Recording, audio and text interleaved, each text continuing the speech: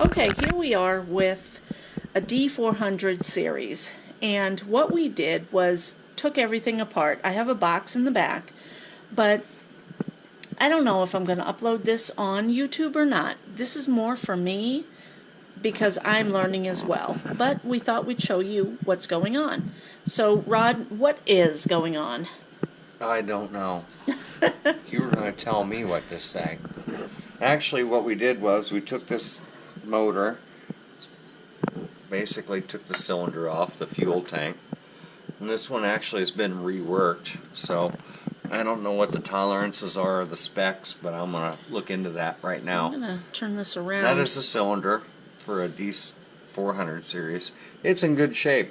It doesn't have a real big deep scratch marks, so I think we can hone that out and make that pretty much as good as it's going to get.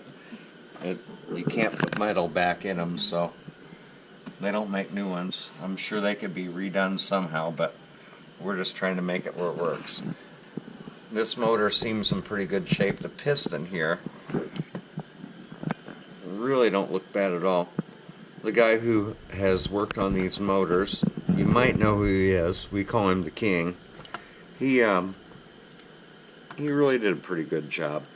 And he did reuse some parts here and there when he deemed them worthwhile. And I do the same thing. I try to get the most out of something if they're hard to get parts. Anyhow, everything really looks good on the top end of this cylinder. The bottom half of the engine and the Magneto Plate and everything is really clean as a tack. It's all there. Nice, good shape.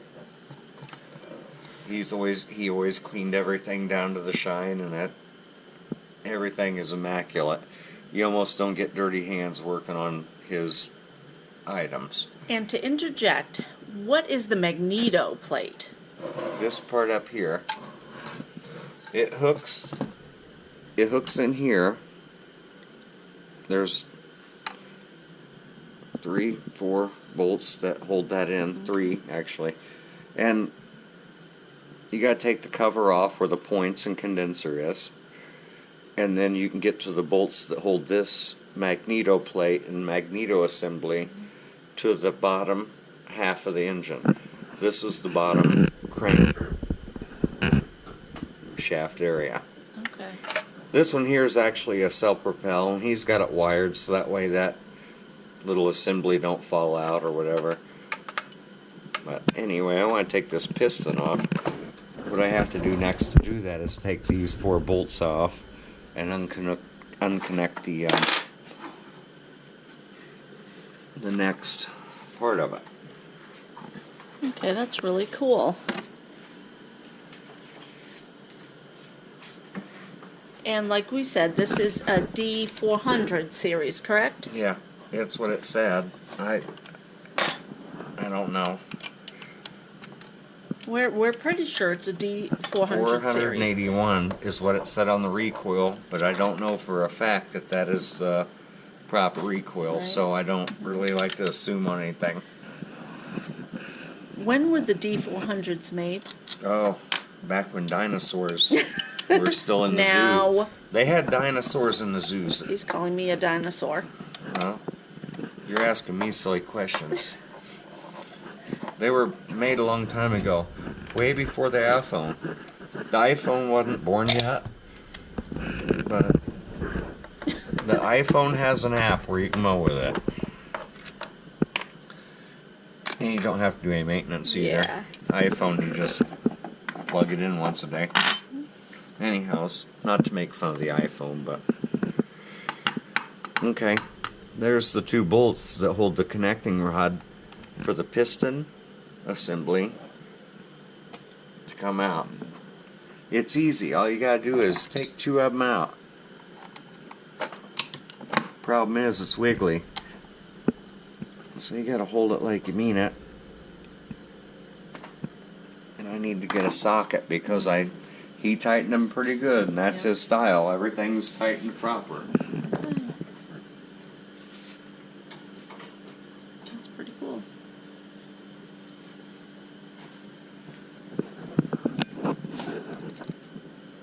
guessed wrong. I guessed wrong. Oh man. Where in the hell's the socket I need? I don't know. Over on the wrench I used last. Okay. Here's the coil. The governor is right here. Here it is, right on the wrench. The on-off switch for the fuel. Like I said, it was on the wrench I used last on an F-series over here on the workbench. And we're stripping this shit. D-series for Oh, a customer.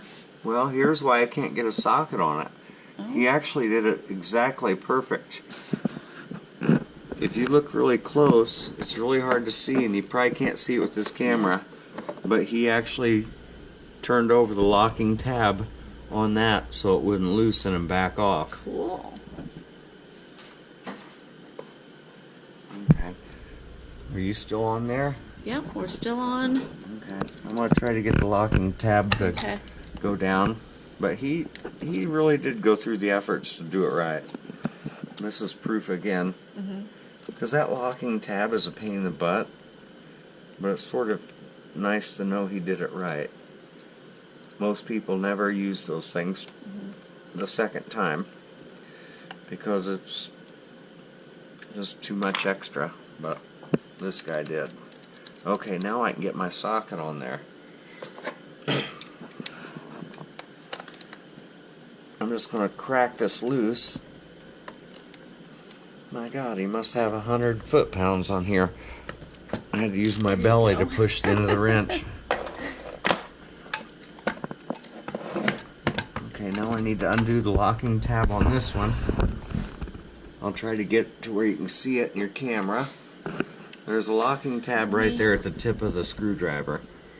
What that does is it lays against the flat side of one of the 6 sides of that bolt, so that way it holds it from going backwards. You don't see that design much except for in internal engine parts, exactly like where we're at. They put a locking tab on to keep certain items where they need to be. I'm using a small screwdriver and trying to flatten it out.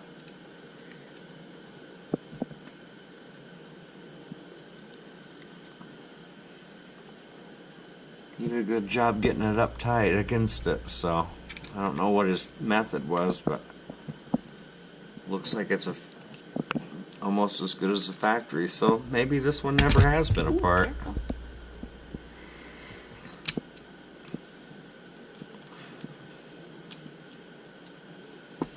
I'm working in low light, so help.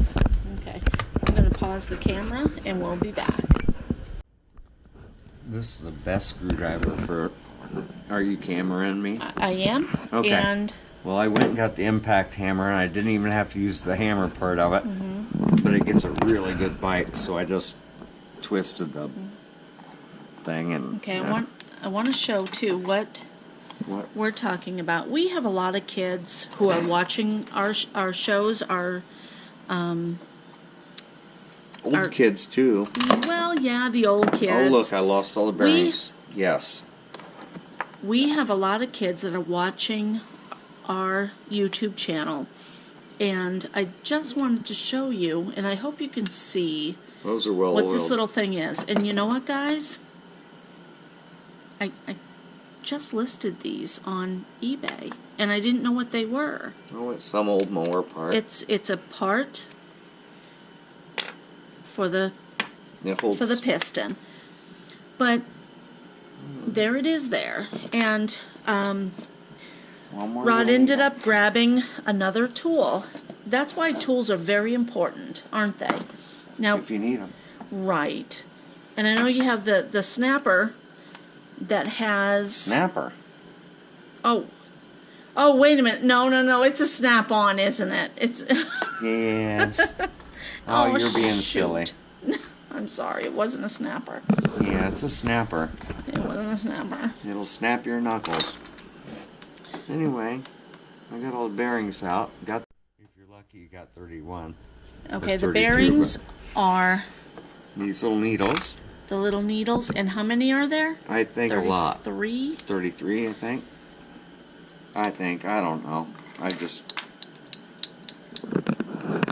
think so.